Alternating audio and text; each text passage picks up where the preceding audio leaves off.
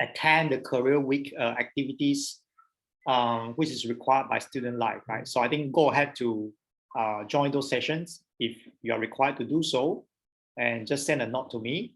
And for those who are taking vaccines, obviously the priority goes to vaccination. Yeah. So just send a note to me saying that, I have a vaccination appointment today. Just be excused from the class, because you can always watch a recording after the class, right? We will be uploading the recorded lecture after the class. Okay, now coming back to the quiz, right? So you can see that I got all these statistics, and it's really quite impressive to see. Some of you really face very well, and of course we want to keep the tradition of making sure that everybody understand what is going on. And in fact, you can find all this information on your textbook, right? So whether it's on slides, on textbook, you can actually get all this information from there, right? So it's nothing out of this syllabus, right? I think for question 1, right, as I mentioned in the first few lectures, right, entrepreneurship is always a team sport. You cannot run a business by yourself. Okay, so if you want to scale your business, towards a global level, like Shopee, it's not at global level, but it's actually at a regional level. Like Alibaba, you need a team. You cannot just have Jack Ma running Alibaba solely, right? It doesn't work this way, right? Although he's more like a sport person, or the icon of the company itself, but actually the working level of the company is an important factor, right, to make your startup successful, right? So a balanced team is also very important. The 3H model, which is actually be mentioned in the textbook, right? 3H stands for hacker, hustler, and hipster, right? So now I take this opportunity to explain the hacker, hustler, and hipster, and why in this course I actually impose a policy such that no team would have 3 team members from the same course, right? It's just like design thinking. You cannot have everyone from pharmacy or everyone from MBBS to be in the same team, right? And to create a diverse team, and to increase the success of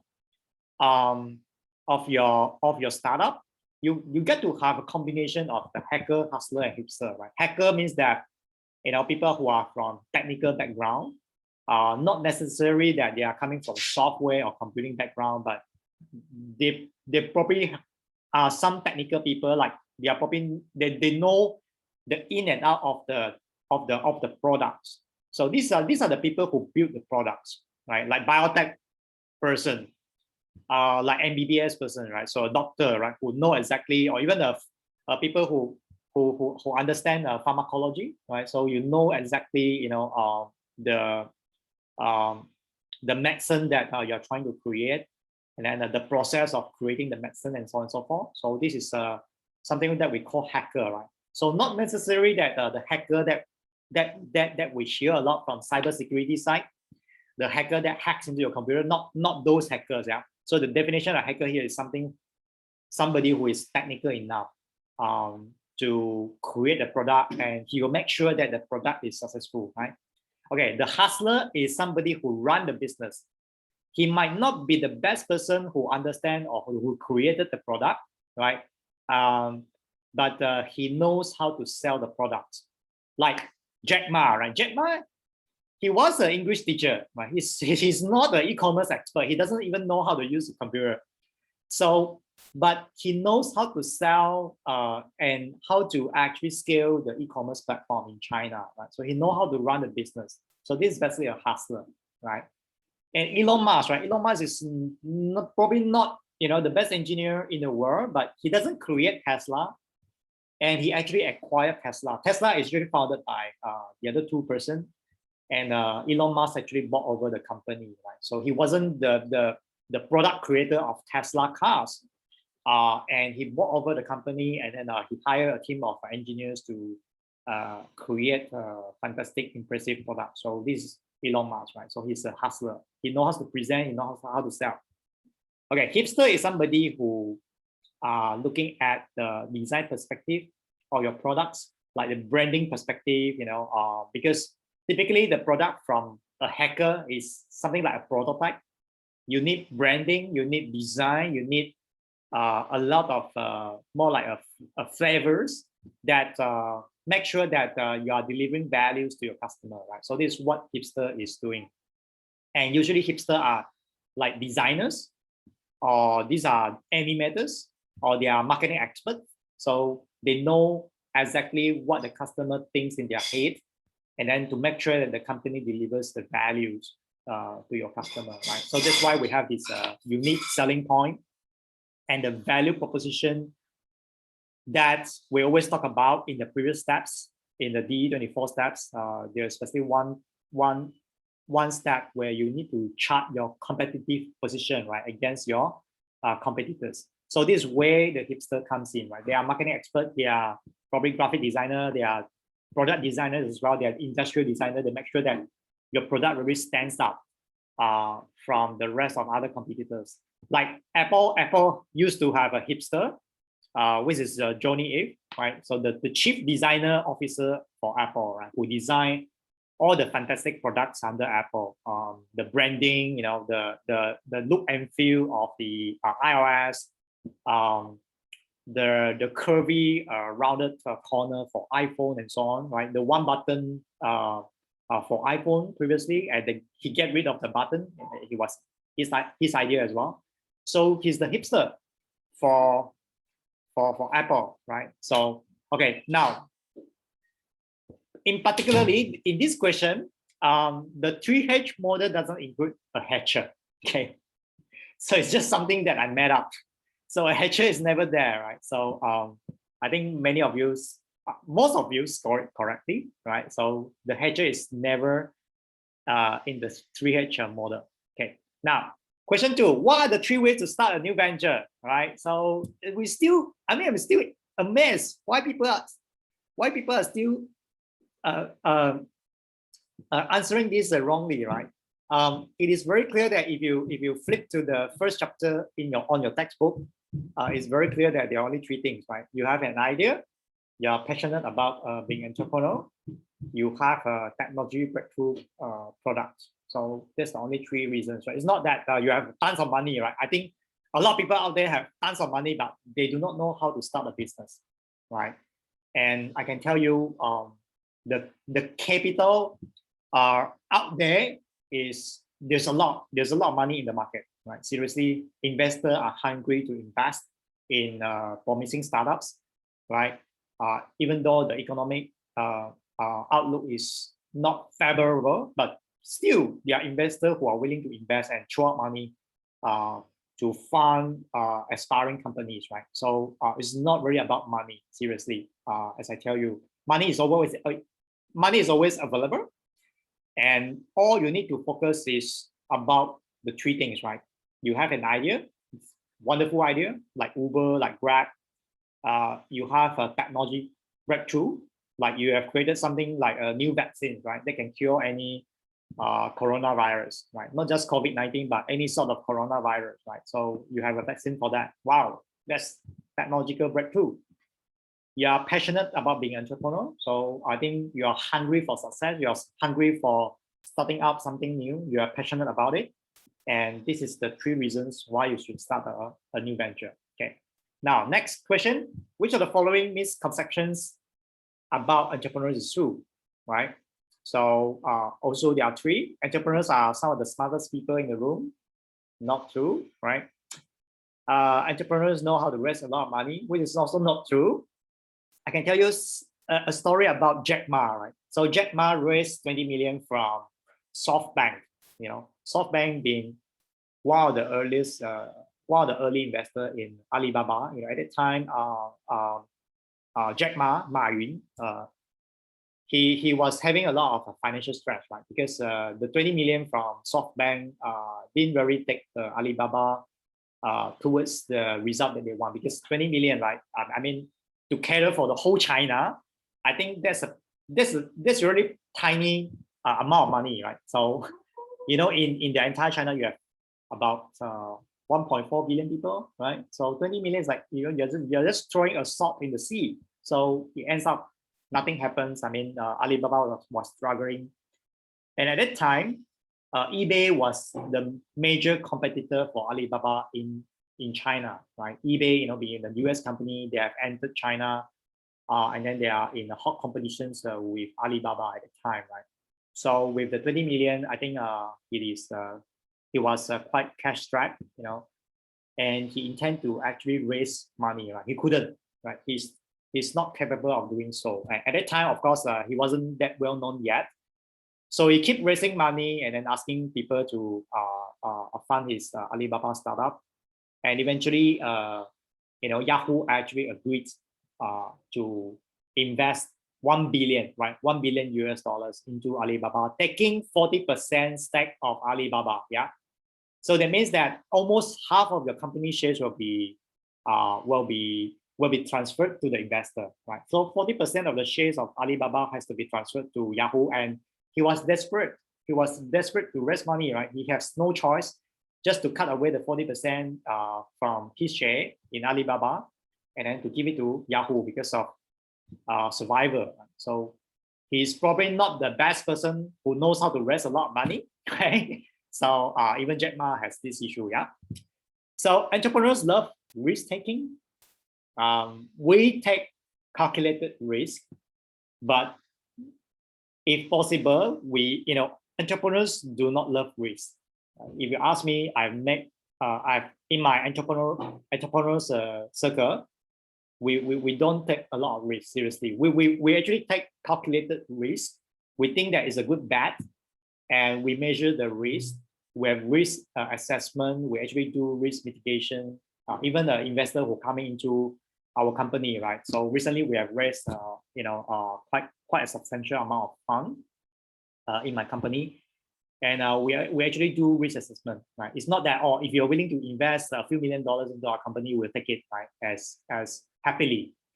We have to do a lot of due diligence, a lot of groundwork, a lot of sort of like assessment to see that whether the investor, whether are they fitting into what we are trying to do. Do they really understand?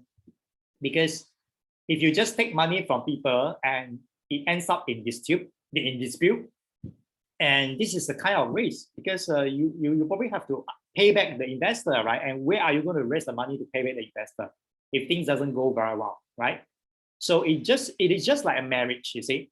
So managing investor is just like managing your marriage. So you want to make sure that your partner understand what you're trying to do, and your partner, when exactly you're going to exit the business, and they actually met a profitable exit, right? So they are investing because they want to make substantial returns, right? So make sure you have a plans for that. So with this regards about risk taking is all about calculated risk. Not particularly that all entrepreneurs take risk. There are some entrepreneurs that I know that they never take risk, right? Everything is on the safe harbor, and they just run the venture in the safest manner possible, right?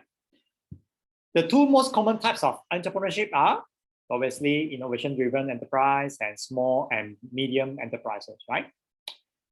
Okay, now IDE has all the following characteristics, except that it only focuses on large market, which is not true. You can have IDE focusing on small market, right? And I think it is like creating terrible jobs, right? Which is not so right. Okay. Because I think for IDE, really, I think many of the jobs or posts can be done online, right? So you don't really have to be physically there to do the job. Below are examples of IDE, except this is something that I've mentioned in the class. Except 99 Speed Mart, right? So 99 Speed Mart, what's the innovation for 99 Speed Mart? Not much innovations, right? So they do not have specific technology. They don't sell unique things like Family Mart. right? So they don't have an innovative business model, right? Other than squeezing the margins and creating more product volume, sale volume, and that's all.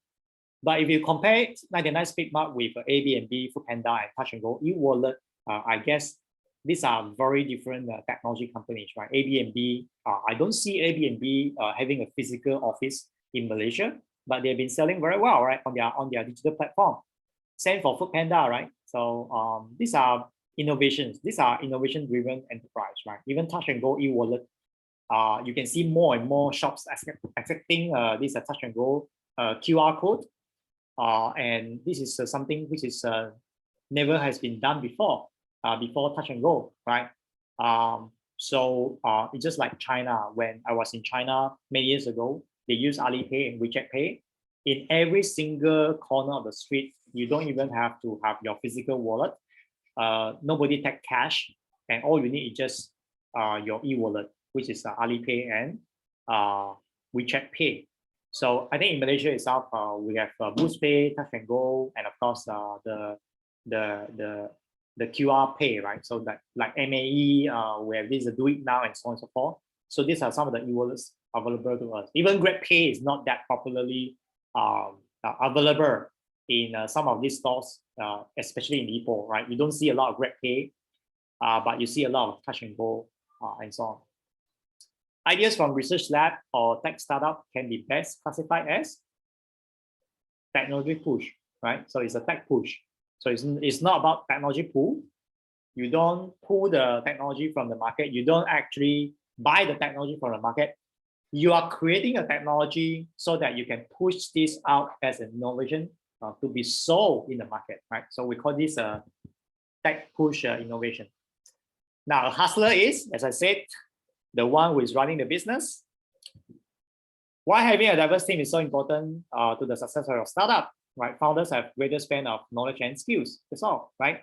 So that's say the right answer. Yeah, more founders, more ideas, right? But if you think about the same ideas, or almost similar ideas, although it's different ideas, but almost similar ideas in the same direction, right? Let's say, the biotech people think the same, the business people will think the same, the hospitality people will think alike, right? So even having more founders, more ideas, it doesn't, lead you to the right way or even the right direction, because you think alike, right? You think alike, and this will actually decrease the success of a startup, because you need to have a greater span of your knowledge and skills, right, in different directions, in different areas. And we do value that, right? You need people who is in financial, who knows really, who really knows how to crunch numbers, and you need people who can really run the business, right? Who are the top sales, for example. They can really talk, they can really convince people, and you need people who is working in the backstage to create products, to do lab tests, and to do all sorts of things, right? So you cannot have all these people just having more founders from the same discipline and to run the business and to have more ideas. It doesn't happen this way, right? You know this from design thinking. So if you put everybody from computer science and IT together, all they think about is creating apps. That's all, right? It's all about mobile apps, right? Nothing else, right? So that's very dangerous for a startup to survive. And even with this scenario, you can even watch that Korean drama, right? Which is called Startup.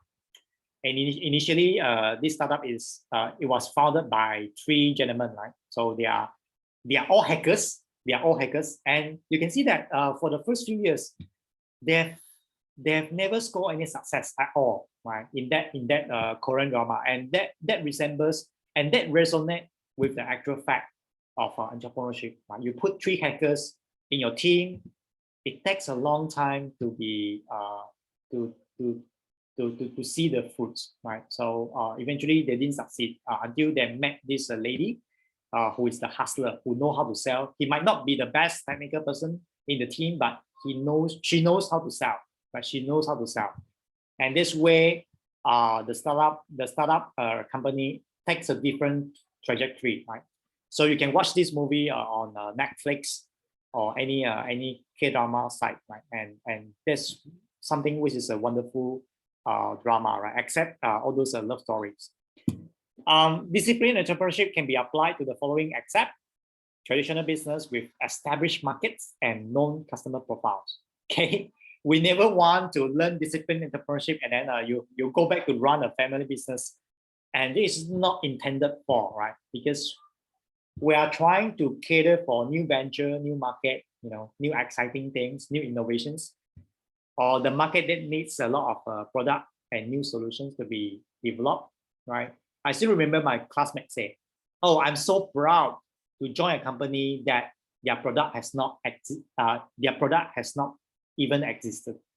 Right? So he has joined a company, but that company has not even created a product, right? So they're working on something very exciting. Companies like Google, they keep on churning new innovations. Like Gmail was innovations from Google, apart from search, and everything that you use today, like Android phone, all the applications within Android phone, the Google Meet that you use, the Google Drive, the cloud storage that we use every single day is actually an innovation from Google, right? So those are very different from traditional business. Okay, who is your customer? And all of the below are steps in who is your customer, except conduct a primary market research. There is never a step called conducting a primary market research in the entire DE24 steps. Okay, so imagine that 2 weeks ago you have an open book, right? So I didn't say that it's not open book, right? You can actually flip through your open book and then get the answers from your book, because I would know, right, that you are referring to the book. And in the DE24 steps, there is no step called conduct a primary market research.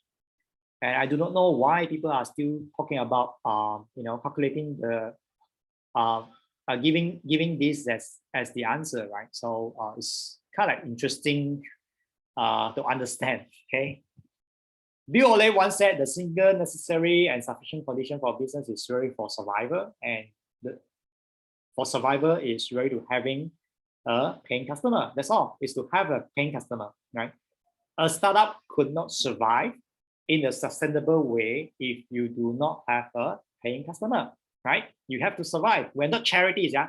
A startup is not a charity, yeah. So it's not a social enterprise. So you need to have a paying customer. A market has the following characteristics, right? Word of mouth exists. Similar sales process, right? You buy the products with a similar sales process. The customer will buy the same product, right, as any other customer, right? It's never a condition whereby the market size must be at least $1 billion, right? So I've never said that in the class, right? So what's an important criteria for choosing your customer, right? So a group of customers who buys the product in the same way, same product, same process, right? So this is a ultimate criteria for you to select your customer, because you want to maximize your sales channel so that one sales channel cater for all, one size fits all, right? Like you are selling vaccines, right? You cannot have, oh, this is the vaccine for elderly, this is the vaccine for the youngster, right? And this is the vaccine for adolescents, right? For teenagers. So you cannot have that, right? If you want to maximize your sales, you create one vaccine for all age groups, isn't it? So that's basically what it says. This is the one of the most important criteria. Even for apps like Instagram, you could have an Instagram for youngster, Instagram for 40 years old man, or Instagram for Dell and Instagram for Huawei, right? So it's not just possible, because you want to create just one Instagram and get all these brands to sign up, like Huawei sign up, Dell sign up with me, Microsoft have an Instagram account, Apple has an Instagram account as well. Everybody has the same profile. They sign up in the same way. They have the same nature of how to handle or interact with their own customer on Instagram, right? It's actually the same stuff, right? The same configurations. So this is what we want to achieve to scale your business, which is true about TAM and beachhead market. Yeah. So I know a lot of students very mix up between TAM and beachhead market. So beachhead market is where do you want to target? Which market segment do you want to target? So imagine that if I'm selling, let's say, toys, right? So my beachhead market is who? Who are the beachhead market to sell toys? The kids? Who do you think is the, who do you think do you sell toys to? Obviously the kids, right? So the kids, right? You may say that, oh, you know, I've created the toys, the Lego toys for kids. And this is age from 2 years old to 6 years old, right? Because my toys is only suitable for 2 years old and 6 years old. So that's especially the beachhead market, right? So you don't sell the toys to teenagers because they don't play toys anymore. Teenagers, right? They'll be playing iPads more than toys. They'll be playing online games more than toys, right? So you don't cater your beachhead market with yeah, of course. You may say that people with building Lego as a hobby, the hobbyists, those are probably another market segment, right? I don't call it a beachhead market, but it could be another market segment for your Lego toys, yeah. So and then the TAM, right? The TAM is you are measuring how big is your market size, right? So if you want to sell toys, Lego toys, to kids between 2 years old to 6 years old, right? Typically, I think the parents are happily buying these toys for their kids in that age group. So you want to measure the size, right? Oh, this market size is like, wow, that's about $100 million, right, a year, right? Just to sell Lego toys to kids who are aging 2 to 6 years old, right? You can actually measure that using a total addressable market, right? There's a process that we have taught you, right, to come up with a worksheet, and then you can do some sizing. Okay. Now let's move on, which is true about persona and end user profile. Again, this is a trick question. A lot of students also confused in between persona and the end user profile. In the end user profile, you never put a name. There is no name, right? So it's just a pure skeleton profile of what type of user are you targeting, not even the gender, right? So you may develop many personas for market segment. True. You can have male and female persona. Like, I show that in my simplified startup, right? Because we are tackling two-sided market. We have a buyer and seller. So we have two personas. One is a buyer and one is for seller. Even for GrabFood, there are two personas as well, right? GrabFood or Foodpanda, their market segment is really to appeal to the riders, right? The food delivery person, right? So we call them riders. So because without them, without the riders, you probably do not have customer. Right? Who is going to deliver to the customer? So they are operating at the two-sided market. So the persona of the riders are, those people who have motorbikes. You see, you cannot have like, oh, I want to be a Foodpanda delivery man, but I don't have motorbikes. I don't have a car. I have a lorry, and the lorry driver doesn't fit into the persona of a Foodpanda riders because you're driving a lorry, right? So we never want to have a lorry drivers delivering Foodpanda to our customer. That doesn't fit into our persona, right? So this why creating persona is an important factor in selling your products. So make sure that you create a persona, and when you're recruiting your customer, you can immediately assess that, oh, this customer really fits into my persona, right? And I've no doubt that because the rider has a motorbike, he's actually working as a freelance and so on and so forth. All these are basically the characteristics of the persona. Okay. Yeah, Foodpanda with the lorry, right? I might want to deliver durians, yeah. So next time I can deliver durians to your house with a truck load of durians. Persona may change over time, which is true, right? You might change over time. A persona must fit the criteria of the end user profile. So the end user profile is a skeleton, but the persona is the most specific versions of your end user profile, so to speak. Okay, now market segmentation. So let's move on. Which of the following is not part of the market segmentation process? Estimating the TAM, right? So it's a completely different step than the market segmentation process, right? So you never want to segment the market because you're looking at the market size, because this will affect your decision making. So when we are trying to identify big market and also doing market segmentation, we haven't really estimated the TAM size yet, because sometimes the market is very active or the market doesn't exist yet. You are trying to develop a new market, right? So for those of you who study marketing, so if you're trying to develop a brand new market, right, the market is not even exist yet. And therefore, you have to estimate the market size. And I think this is not part of your market segmentation process, right? So in market segmentation, there's only three things. You brainstorm, right, thinking of where to target your market segments. You narrow the market, from 10 different market segments, you narrow that into the top 3 or top 4. And then you conduct primary market research, right, in those identified market segments. Okay, now select the common tools used in conducting primary market research, except industry trends and reports. I've never tell you, you have to download the reports from Google and then look through the reports in your primary market research. Look through the slides and look through the textbook. Yeah.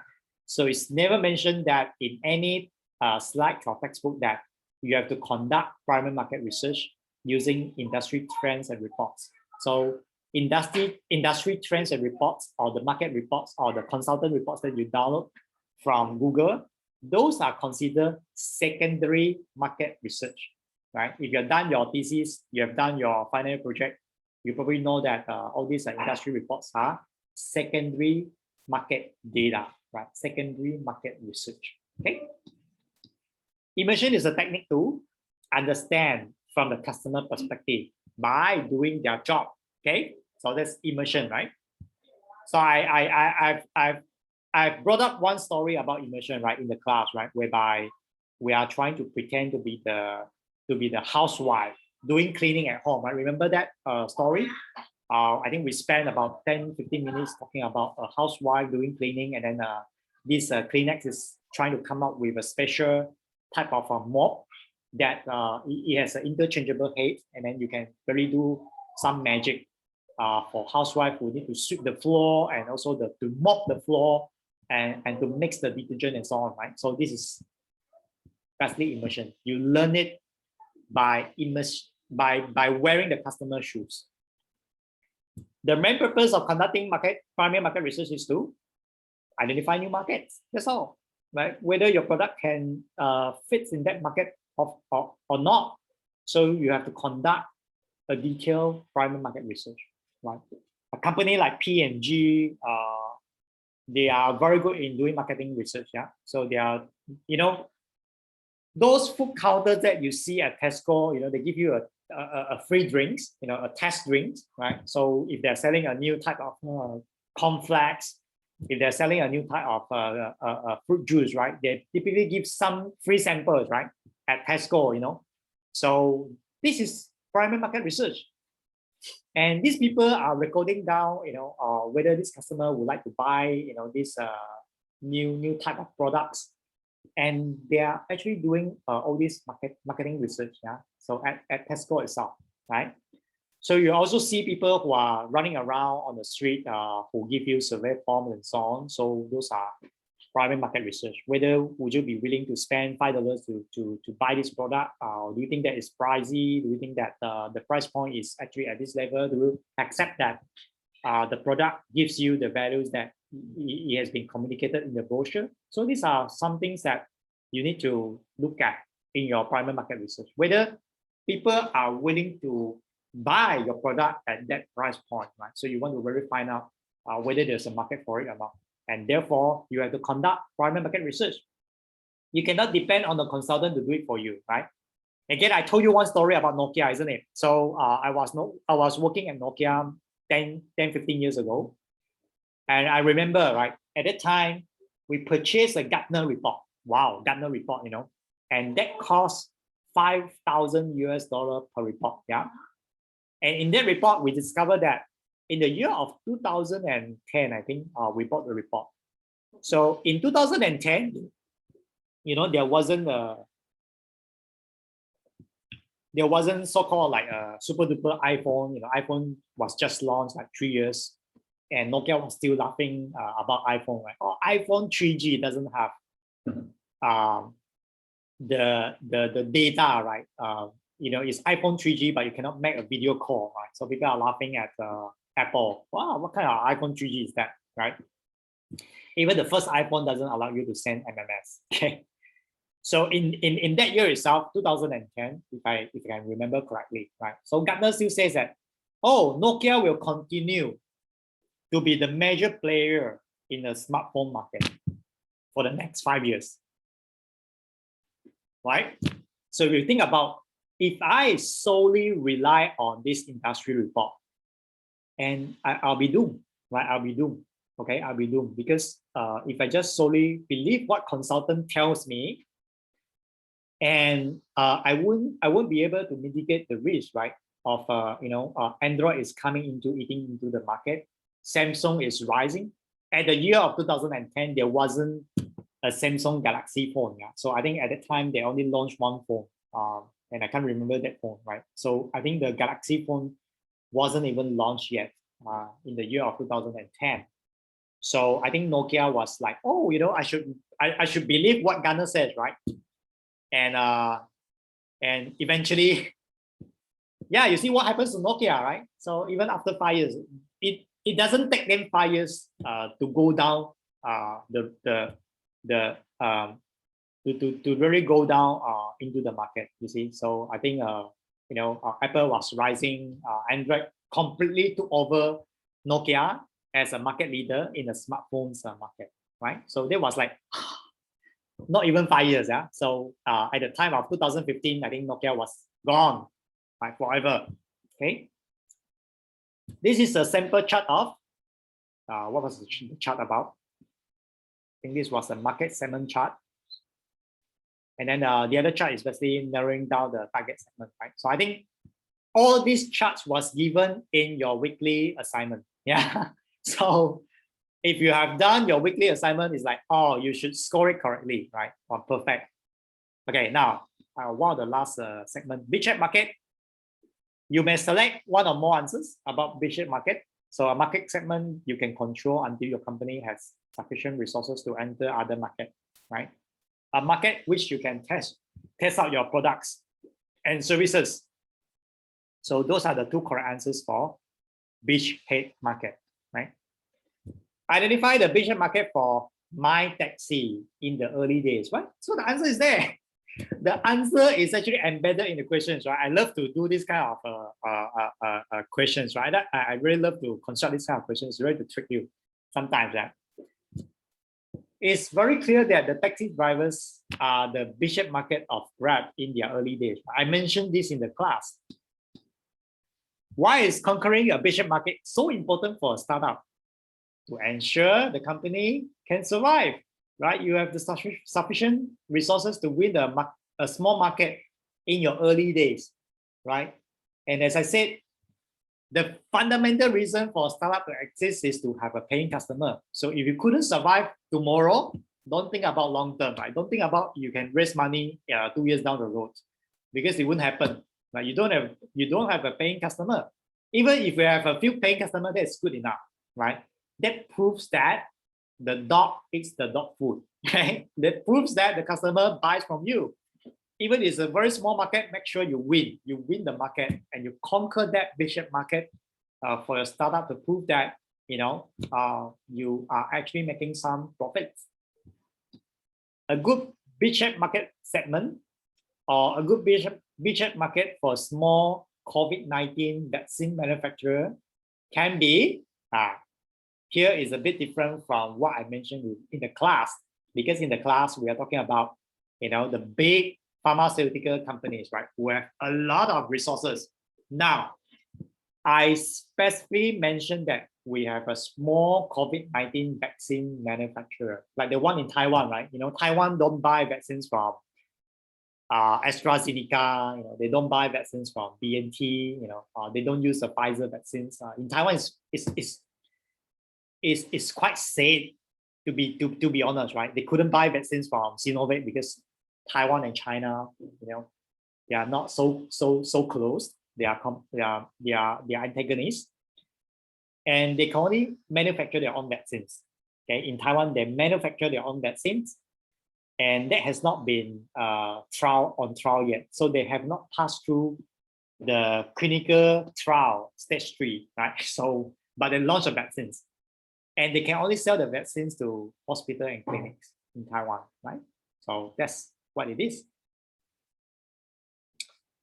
In selecting your beachhead market, which of the following factor is not true? No competition. It's unlikely that you go into the market without any competitors, right? So it's either your market is not attractive, therefore there's no competitor, or you are trying to build something like a rocket, you know, so there's no competitor in that market segment itself.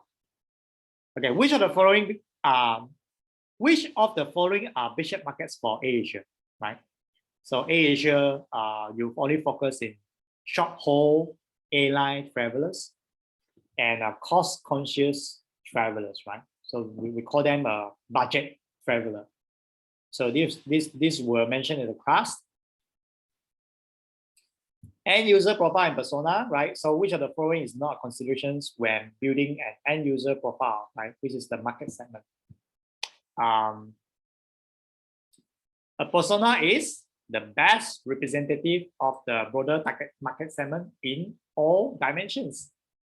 So you want to represent your persona because you created a persona that represent 80% or 90% of your market users, right? So your potential customer will fit into your persona's profile. I think 80% of them. In building the high-level user profile, right? We talk about watering holes. What is actually a watering hole, right? So this is a place where all these potential customers meet and gather. Okay, so this is where, you know, maybe like a Facebook group, yeah. You know, let's say Lego or hobbies have a special Facebook group. They just talk about Lego. You know, you have a lot of this hobbies group, right, on Facebook and even on Telegram, right? You join some Telegram channels and they only talk about specific things like blockchain, or you learn about how to bake, you know, some food recipes, you know, special ingredients and so on and so forth, right? How to do smart farming. So there's these special groups, and these are the watering hole to sell your products. Yeah, even for COVID-19 vaccines, yeah, you can have a special Facebook group just talking about the vaccines for COVID-19, right? So you just look up for that, and these are specific watering holes for that particular market. Yeah. So for me, like selling routers, right? So we are selling internet packages and routers. We are renting this out to customer. So the watering holes for us is the gadget groups, yeah, on Facebook, right? So we always try to look for people who play games, right? People who play games, the gaming group. So these are our watering holes. Because if we want to sell a super duper routers, right? We want to engage gamers, because gamers would require a better and high performing Wi-Fi routers than any other people in your house. So these are the watering holes for simplifying. Below are examples of watering holes except printed magazines. On printed magazines or newspaper, you cannot interact with your potential customer, and therefore printed magazines or printed materials cannot be a watering holes for your customer, because you cannot interact. Or even FM radio, right? You listen to a particular channel on FM radio, you cannot interact. It's not a watering hole because it's only a one-way communications. Yeah. So the FM radio is always a one-way communication. The customer cannot exchange opinions, yeah, on the FM radio. So this is something that which is not a watering hole for your potential customer. Right? Good things to consider building a persona are: it must be a real person, it must have a real name, make it visual and omnipresent, The more specific, the better, right? It's never about the buying power, yeah. So make sure that the person who has buying power, if they can classify under your persona and make sure they buy your product. So the person might not have absolute buying power, but they are your persona. They buy your products, right? They buy your products, right?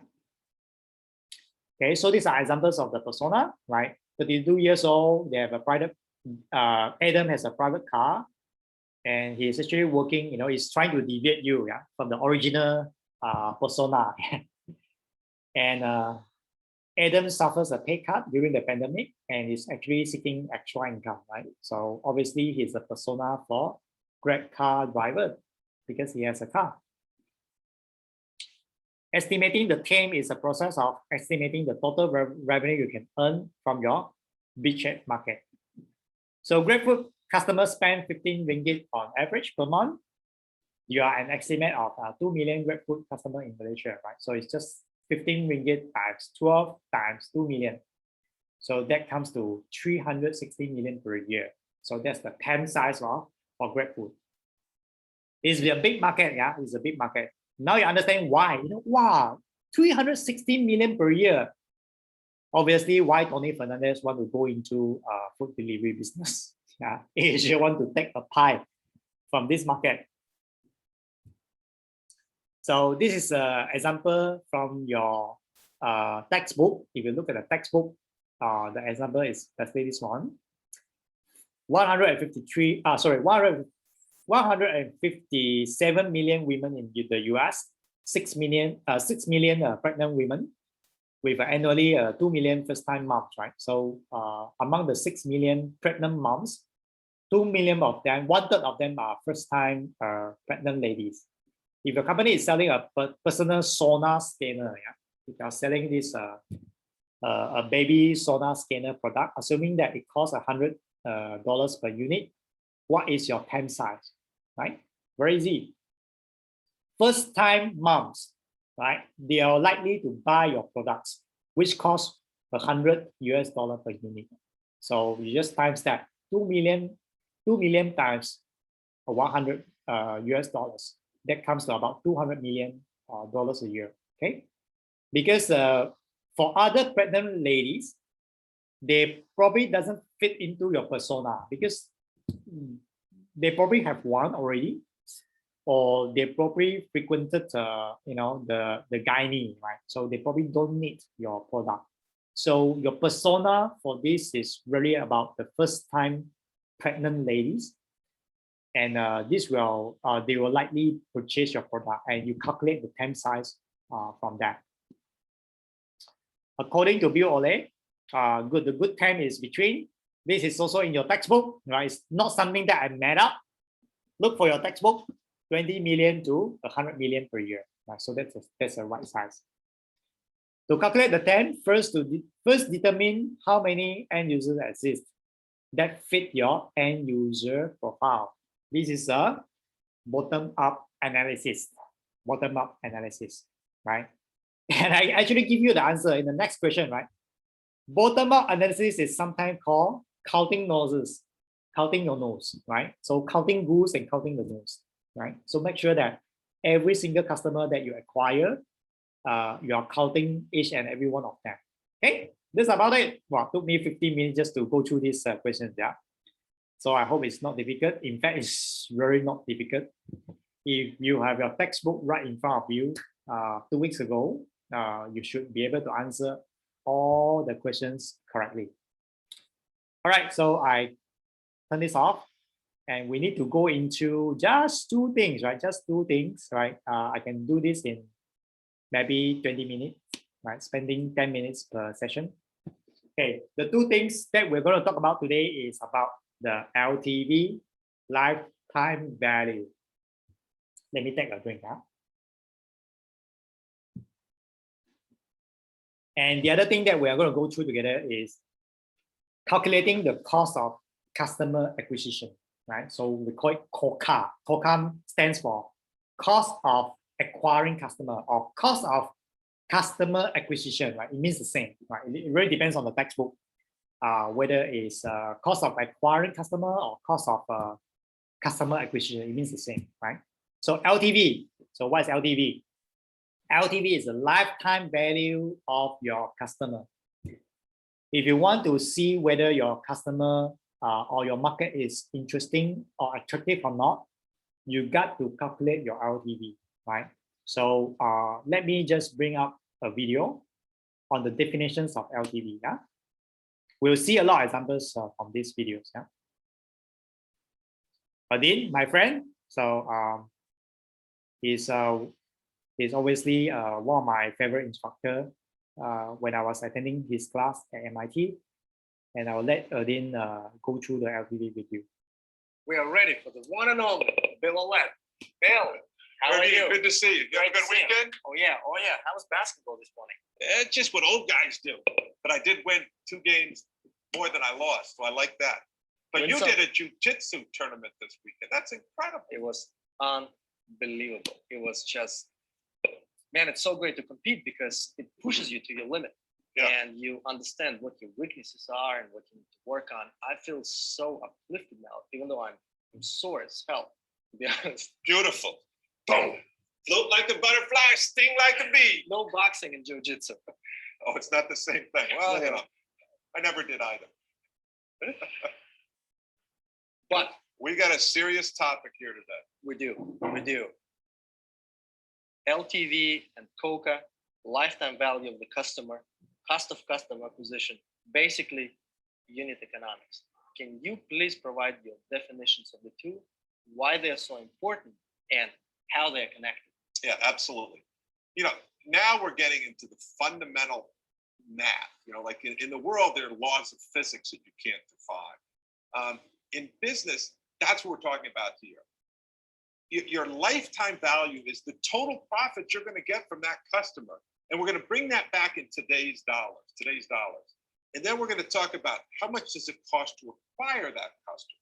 So if it costs us $1,000 to get if a customer is worth $1,000 to us, that's their LTV. That's all the profit we're going to get from it. So is that good or not good? Well, that depends on how much it costs to acquire the customer. If it costs us $10,000, that's terrible. Bad business. Yeah, but if it costs us $10, that's a great business, right? So we're going to make estimates now as to what those things are. And we don't know them exactly. You know, of course we don't know them exactly, but we can make intelligent guesses about what they're going to be to see if they're in the right magnitude.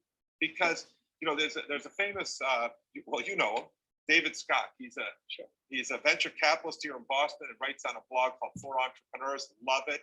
And he talks about what I call Scott's Law. And it says, your LTV better be at least three times your COCA, or you don't have a business. And why 3 times, not 2 times, 5 times, 10 times? Well, at least. It's better if it's more than 3. Yeah. But because when we're going to talk about the total profits from the product, we're just talking about the profits and we're only offsetting marketing and sales costs. Yeah. Guess what? In the business, there's a bunch of other costs that we have to do, including R&D and overhead things. Yeah. So if it's at least 3 times, then we know it's profitable enough on a unit economics. That's why we call it unit economics, on an individual single product level, that we can have spit off profit to pay for these other things. But if it's something where there's a lot of R&D, like a new drug design, well, that 3 to 1 isn't going to be enough. Sure. But generally, we talk about at least 3 to 1 in our classes.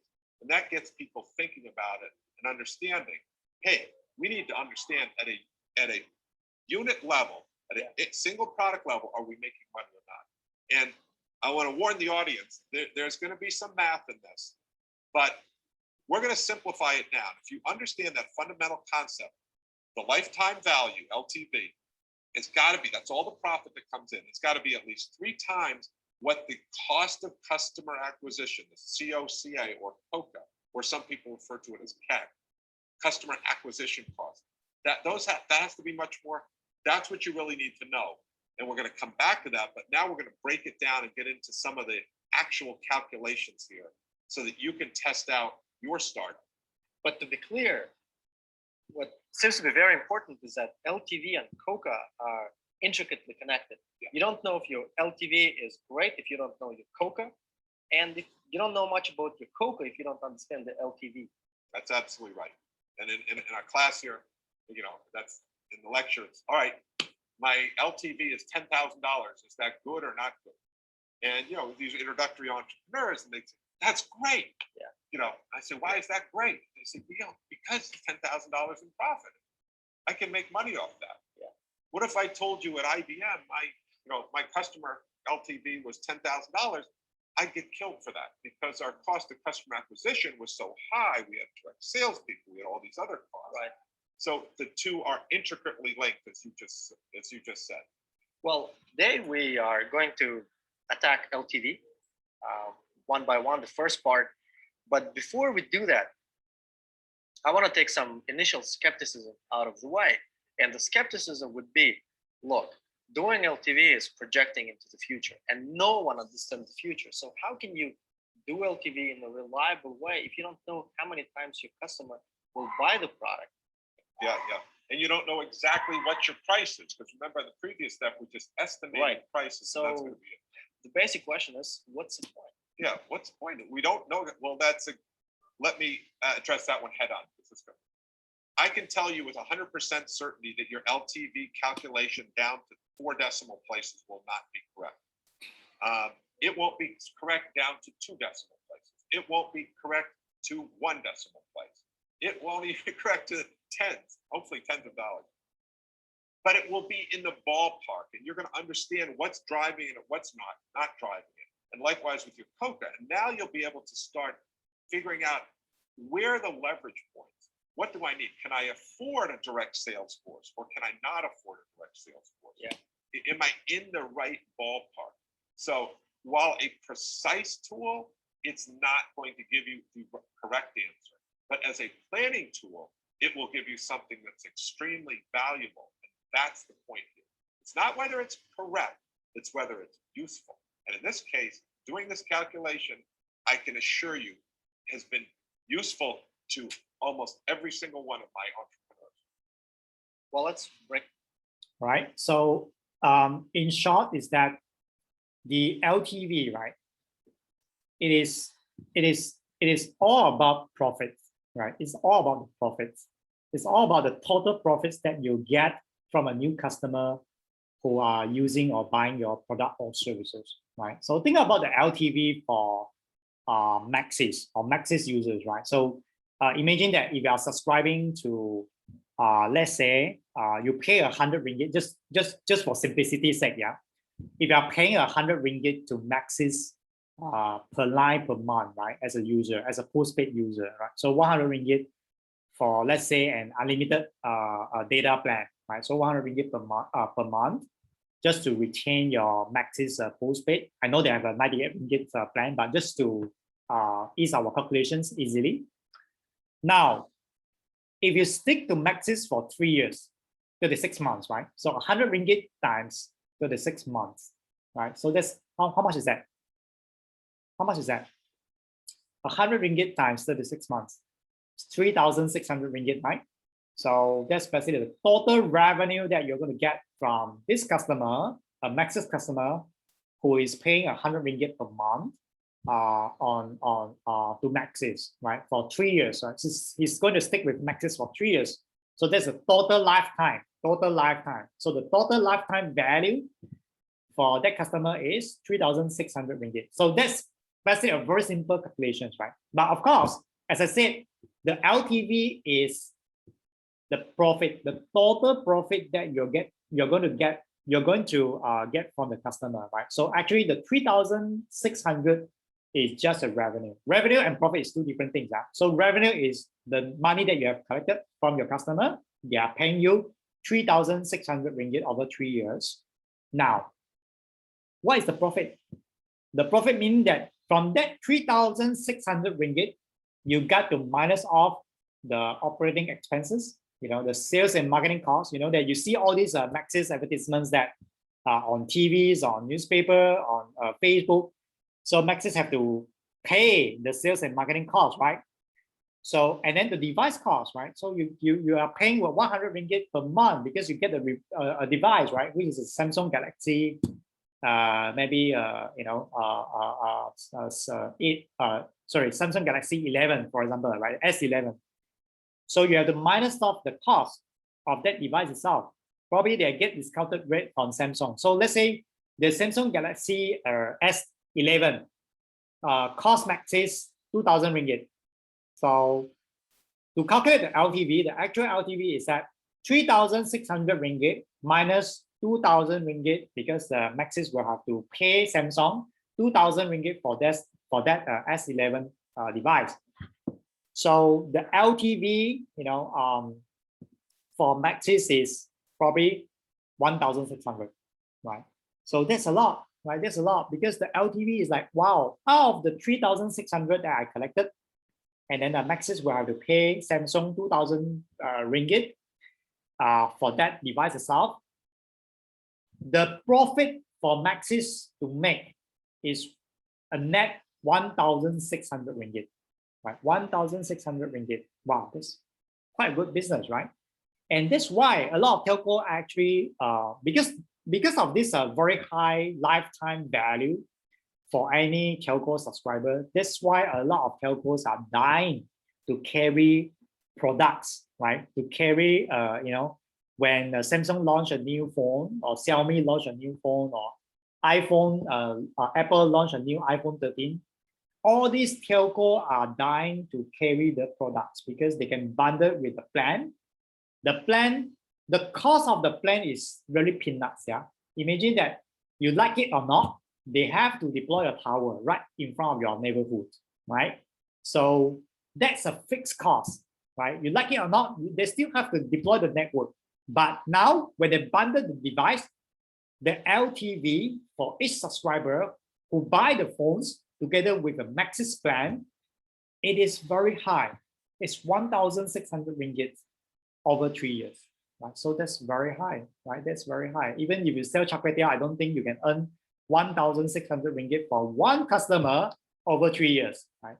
That's not just possible, right? So the LTV of getting a maxis plan is actually better than if you're selling char kway teow to your most loyal customer who actually eat or buy your chicken rice or char kway teow at your store every single day. You don't earn that much of money from one single customer. Yeah. So the LTV is lucrative. It's so attractive for telco to carry the device with the plan, right? So that's basically LTV as well. I can show you the LTV for my startup. If I go into we are actually using a payment platform called Stripe. So I can log in just to show you how Stripe calculate the LTV. Yeah. So it's kind of interesting. Okay, Stripe is one of the largest payment provider in the US. They are valued at 95 billion US dollars. It's way bigger than any banks in Malaysia. Seriously. They are one of the most trusted payment gateway in the world. Okay, and in fact, my company actually uses Stripe to process all the payment. Yeah. So here they give us some statistics about LTV, right? The lifetime value. Yeah. So as I said, we are operating very close to what Maxis is earning. Right. This is just one example. I do not have the actual data, what Maxis is earning in terms of lifetime value, but I think it's close to this, about 1,600 ringgit as a benchmark. So this is the total revenue that you can get from your average customer before they churn, before they switch to other company. Yeah. So our lifetime value for a customer at Simplify is at about 1,000 ringgit, right? Over 1.5 years, right? So I think currently we are operating at these numbers. Yeah. So these are the statistics we get from Stripe, our payments platform, right? Over Stripe.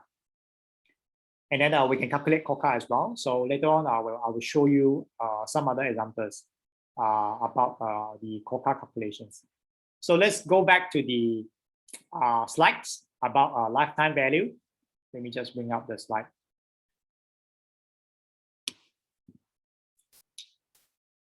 Okay, so the lifetime value and COCA is always associated together, right? If you heard about, if you heard from Bill, right, it's always about 3 times the COCA, right?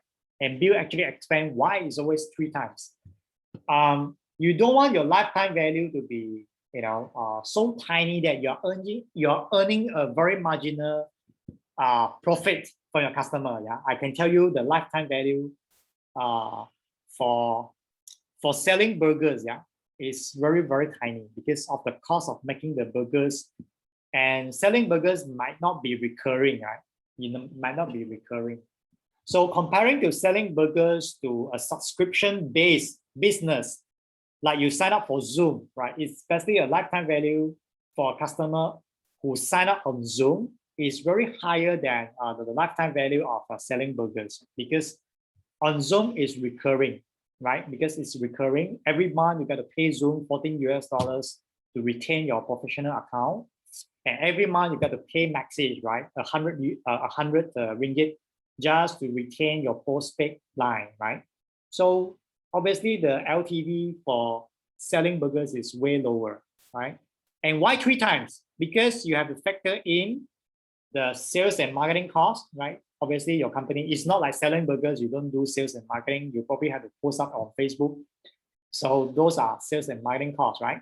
So one portion is allocated for sales and marketing costs. One portion is for operating costs, right? You got to run a business, right? You got to rent a burger store. You got to rent a store for you to run a business. You need to have a shop.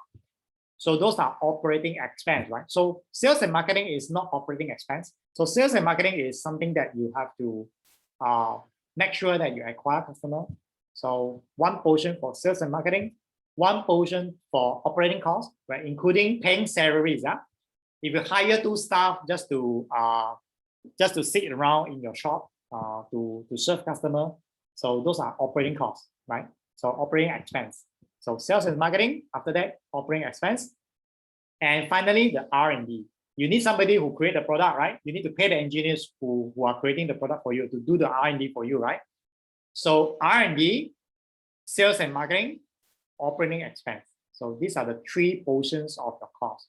And your LTV should have at least 3 times this cost all combined, because you got to spend the LTV to pay the salaries of the staff, pay the salaries of your engineers, and to be able to pay the sales and marketing expense to acquire the customer. So 3 portions. So that's why it's 3x your cost of acquiring customer. Okay. So as similar as that. So every single startup or companies out there would have 3 costs, right? So the sales and marketing expense, the R&D cost, and the operating cost, right? So make sure that your lifetime value, the profit that you earn, is able to sustain and pay the bills of these 3 costs. Okay. All right. So let's move on. So the LTV, the simple formula is the sum of all the profits. I wouldn't say for 5 years, right? Unless the customer is buying from you, like the same product, the same services for the next 5 years, then you can use 5 years as your benchmark. But typically, you have to look at how long can you retain your customer, and it comes to the retention rates, right? So if your customer just buy once and then they will switch to another competitor, and obviously your lifetime value for that customer itself is really very low, because you only can convince him to buy once, right? Other than, for the next 5 years, the customer is going to stick with you for the next 5 years. The LTV for buying a first-hand car, right? The new car is actually quite high as well, right? Because let's say for Toyota, for Mazda, right? Obviously, you're not going to change it's quite unlikely for you to change to another new car within the next 5 years, because you enjoy the first 5 years, the free maintenance services. Okay, so that's why selling new cars, they always give you 5 years warranty, 5 years maintenance, because the LTV for the first 5 years is so high, right? For a new car buyers. Okay. And the LTV should also include ability to upsell and capture the value in other dimensions, like Grab. Why Grab? They always think about, if you use the same Grab app, other than taking rides, you can order Grab food, you can buy Grab insurance, you have the LTV as a Grab users is very high, combining all the services that you have and you can do on Grab, right? In the particular Grab app, you can buy Grab vouchers as well, right? So I do buy Grab vouchers to compensate, not to compensate, to encourage my staff, right? To sell more for me, right? So I do buy Grab vouchers for them, just as a reward for my staff. And literally, I spend a lot on Grab. You know, not just taking ride, not just ordering Grab food, but also I buy Grab vouchers. So I'm actually a high value customer for Grab. And my LTV for Grab is very high. I would say that it's higher than any other ordinary customer, right? Who are just taking rides and ordering Grab foods. So that's my LTV. So, and this is some of the parameters that you should consider, right? The high gross margin, because LTV is all about profit. It's not about the revenue. It's all about profit. How much you can earn, right? Minusing all the costs of acquiring a customer. We'll skip this, and then we'll move into step number 19. So I think I will. Before that, I just want to show one more video about LTV for Netflix. So let's play the video. Have you ever wondered how much you're worth to a company like Netflix?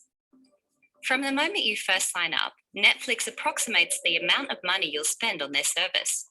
This may seem a bit impersonal, but knowing the value of each customer helps guide the Netflix budget on customer acquisition and retention.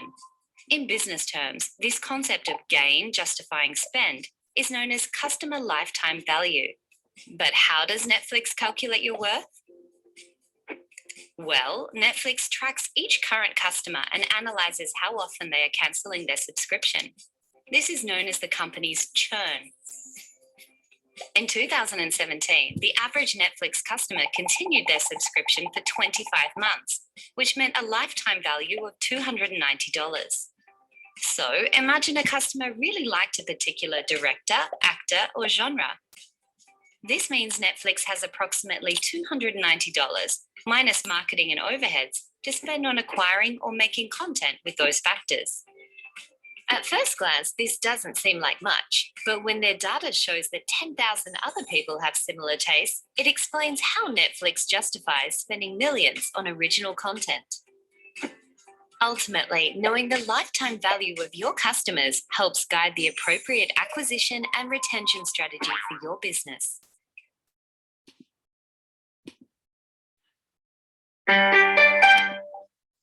Right, the lifetime value is kind of like very easy to calculate for subscription-based business like Netflix, right? You pay $11 per month, and then the customer is going to retain with you for the next 25 months, right? You just times 25 months times 11, just like the Maxis case. So that's basically your lifetime value minus some of the marketing and sales costs. And I think the margin is very, very high, right? So for Netflix, they are really earning a very high profit margin compared to Astro. Yeah, Astro you still have to give you a decoder, but Netflix don't even have to give you anything, right? You can still watch the same content just like as Astro. So the lifetime value for Netflix is very high compared to Astro. Yeah, so that's explain why Astro couldn't survive nowadays, right? In competition with smart TV or even the TV box that you have at home. So I think Astro will have a bad time, right, moving forward, right, because their LTV actually goes down as compared to Netflix, which is going up. All right, so let's move to the next chapter. Right, I'll skip this. I will post it up to Google Classroom because we might not have enough time just to go through each and every video. The next one is about COCA, right? So the cost of acquiring customer. So let's move to step 19. Okay, COCA. Okay, you really need to calculate the cost of acquiring customer, right? What does it mean by cost of acquiring customer or cost of customer acquisition, right? It means the same thing. Before the customer become your customer or before the user becomes your customer, you know, what is the cost that you have to spend, right, to sign them up, right? Before they become a customer, you definitely have to spend some advertisements. You get to convince them, you know, doing some marketing campaigns or activities. You got to give them some rebates, right? You get to give them some rewards as well, right? Sometimes, right? So the cost of acquiring your customer, right? Sometimes it can be very high, right? So think about Grab. So how did Grab sign you up at first? Anyone? Anyone have experienced becoming a Grab customer? Obviously, everyone does, right? So what did Grab do in order to sign you up as their customer at first? Anyone can talk about your experience with Grab? What did Grab do in order to sign you up as their customer? No? No examples? Imagine, right? So even for Grab car, Grab food, they actually give you discounted rates, right?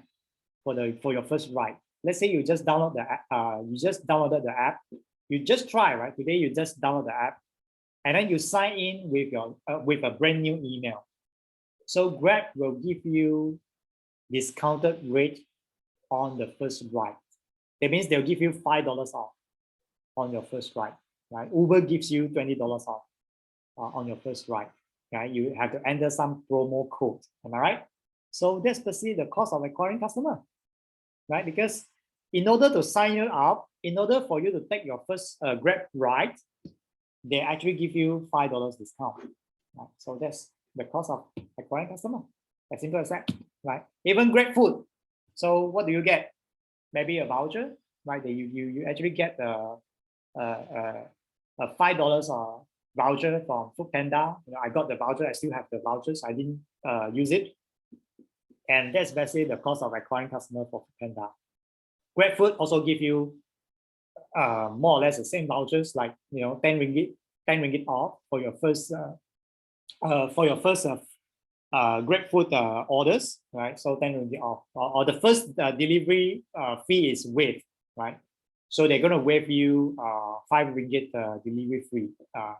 So they give you the free delivery for your first order, right, on GrabFood. So that's basically the cost of acquiring customer, right, for GrabFood, in order to sign you up as their customer. So let's move on. Okay, by the way, what is the cost of acquiring customer for Quest? Yeah, when you become a Quest student, right, what do they give you? Huh? Anyone? Nobody want to answer. What is the cost of acquiring customer, right, if you become a Quest student? No, nothing at all. Seriously, nothing at all. I thought they are giving you a goodie bag or something that you can yeah, you got the t-shirts, right? So you got the t-shirts. Yeah, so those comes under the cost of acquiring you. The tuition fee, the tuition fee that you are paying cover cover the expenses for the universities, right? But actually the universities are not making a lot of net profit, so to speak. So they give you some goodie bags, they give you your ID, they give you some discounts, right? So I think some of the students get scholarships, right? The 25% discount. So these are all the costs of acquiring customer. It's quite heavy, you know. If you think about, wow, running a university is not easy, you know. If you look at the cost itself, I got to pay operating expense. What are my operating expense? Think about my operating expense. My operating expense are the premise rentals, right? So we rent ASB, we rent a TTS, we rent a FOM buildings, right? We get to pay rent, right? So those are operating expense. You get to pay renters. The other operating expense are electricity and water bills, right? So wow, electricity. If I'm in a biotech lab, you know that the freezer, right, in the biotech lab cannot be shut down. He has to run 24 hours by 7. Okay, so those are very high electricity bills, especially in the ASB building, right? Even for FOM as well, right? So you get to run a certain equipment at 24 hours by 7, so you cannot shut it down, right? As and when you like it. Even the Wi-Fi is 24 hours by 7. You don't turn the Wi-Fi off at midnight. Okay, so it's 24 hours by 7. Those are operating expense. Okay, and the operating expense also includes staff salaries. Right? So people like me got to pay my salaries, right, to continue teaching this class. So the staff salaries, right? So there are so many lecturers and staff working at Quest. So those are operating expense. Like, wow, shit. If I do not have a few thousand students, I'll be doomed, right? Because my expenses is so high. Okay, the sales and marketing costs. So Quest spend a lot on Facebook. They spend a lot of marketing activities, right, with the student life.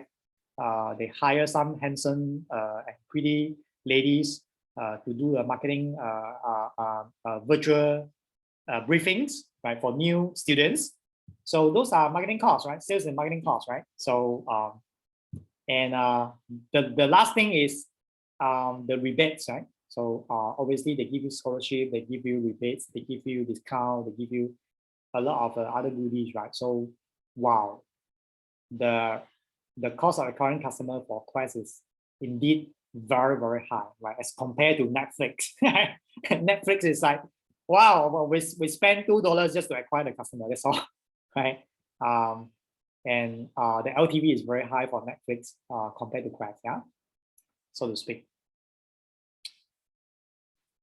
Okay, so these are some examples that you can use that to calculate your COCA, right? The sales cost, right? Obviously, if you spend a lot on advertisements or marketing, so those has to be included in your COCA, right? Now, I just want to give you a formula, right? A very simple formula to calculate the COCA. Okay, these are some of the how to say the examples, yeah. So very simple, right? COCA. Let me just bring up a whiteboard. Let's see, yeah.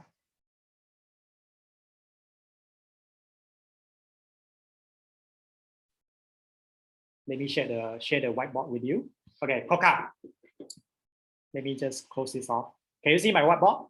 Obviously, you can see my whole screen, not just my whiteboard. Okay. So COCA, right? Okay, COCA. How to calculate COCA? Okay, now let's say I have 10 customers, yeah. So I do have 10 customers. Okay. Give one example, yeah.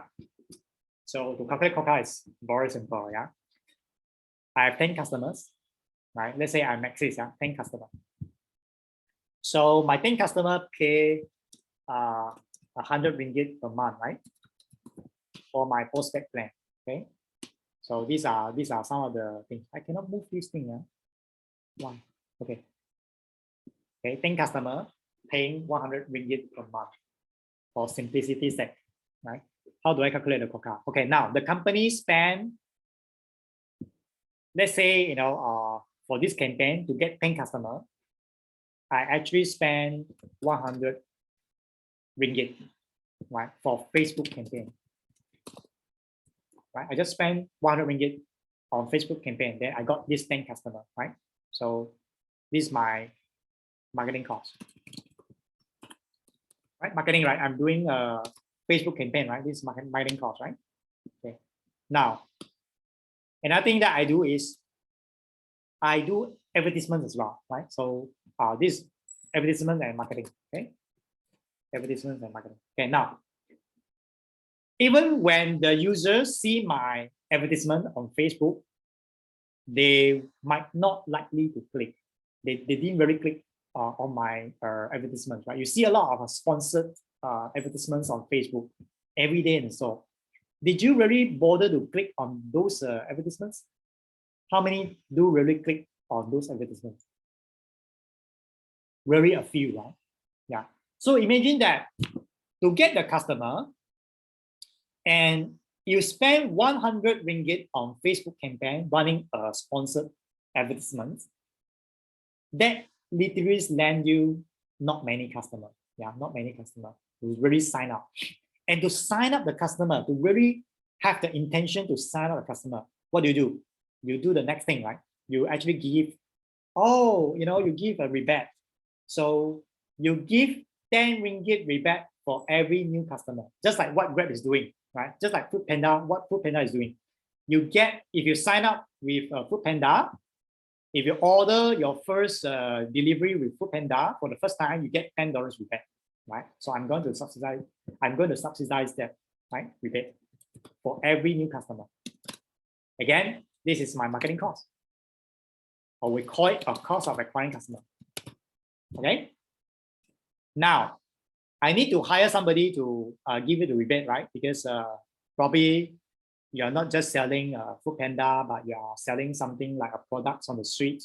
So I'm paying another $100 to my staff, right? Part-time staff to run the campaign, right? To run the show, to give you vouchers, right? You see all these booths that you set up in Ipoh Parade, right? So they hire a part-time salesperson there just to give you brochures and vouchers. So that is operating expense, right? Operating cost, right? Because I need to pay salary, right?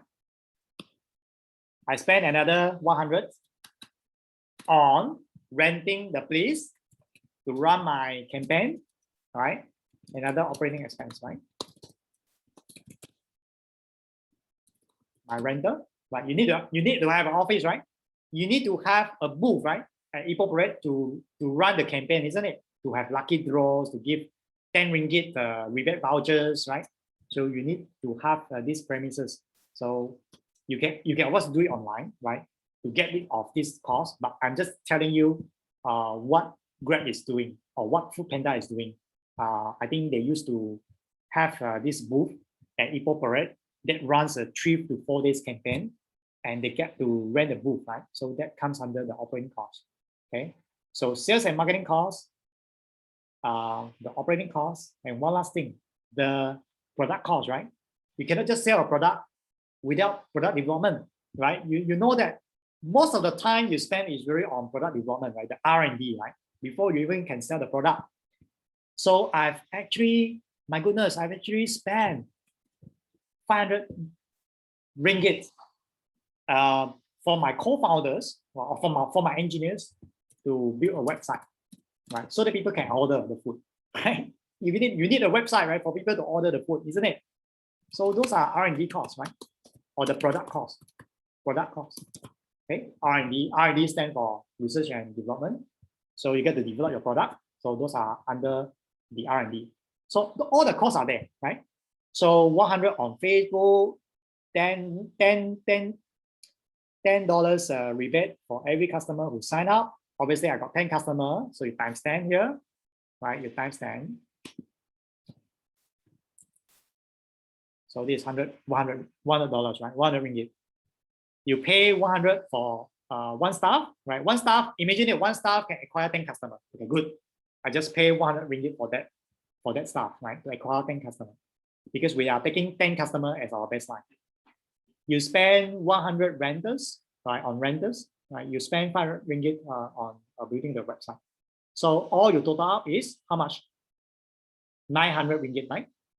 So your total COCA, right, is 900 ringgit. Now, this is the total, yeah? The total. For each customer, what would be the COCA? You got to divide by 10, right? That comes to 90 ringgit, right? So the total COCA, all your spending for Facebook, for rebates, for operating costs, for R&D, comes to 900 ringgit total COCA, right? For 10 customers. Okay, per customer, what will be the COCA, right? Cost of acquiring one customer is 900 divided by 10. That's 90 ringgit. Wow, 90 ringgit is so high, you know? It's like, hey, the customer is paying 100 ringgit per month, but my COCA just to spend on the cost of acquiring customer, just to get them to sign up, is already 90 ringgit. So my first month is like, wow, my first month earning is gone, right? But luckily, your LTV is quite high because it's 100 ringgit per month. Right? It's not one time, yeah, it's per month. And this guy is going to sign up for 24 months. Most of the subscription plan, right, that you get out there, like Maxis, DG, or Telcom, they always tie you to a 24 months contract, right? So the LTV is very high. It's 2,400, right? Minus the LTV, minus the COCA, which is about 2,310 ringgit. That's a lot. So if you look at the LTV and COCA, obviously the LTV is more than 3 times your COCA. Can you see that? Right? Your LTV is 2,310 ringgit, right, for a Maxis customer who sign up on 24 months contract, because you cannot switch to another operator. Even if you switch, you get penalty, right? So you're going to pay back all the remaining months. So you cannot switch to another operator.